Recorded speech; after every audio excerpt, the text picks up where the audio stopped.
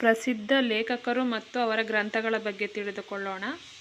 ಕಾಳಿದಾಸ ಮಹಾಕವಿ ಬರೆದ ಕೃತಿಗಳು: ಮೊದಲನೆಯದು ಕುಮಾರ ಸಂಭವಂ, ಅಭಿಜ್ಞಾತ ಶಾಕುಂತಲ, ಋತುಸಂಹಾರ, ಮೇಘದೂತ ಮತ್ತು ರಘುವಂಶ. ಪತಂಜಲಿಯು ಮಹಾಭಾಷ್ಯ ಮತ್ತು ಯೋಗಸೂತ್ರ ಎಂಬ ಕೃತಿಗಳನ್ನು ರಚಿಸಿದ್ದಾನೆ. ಅಶ್ವಘೋಷನು ಬುದ್ಧಚರಿತಂ ಎಂಬ ಕೃತಿಯನ್ನು ರಚಿಸಿದ್ದಾನೆ. ಜಯದೇವ ಗೀತಾಗೋವಿಂದ ಎಂಬ ಕೃತಿಯನ್ನು ರಚಿಸಿದ್ದಾನೆ. ಹಾಗೆಯೇ ವಿಶಾಖದತ್ತನು ಮುದ್ರಾ ರಾಕ್ಷಸ ಎಂಬ ಕೃತಿಯನ್ನು ರಚಿಸಿದ್ದಾನೆ.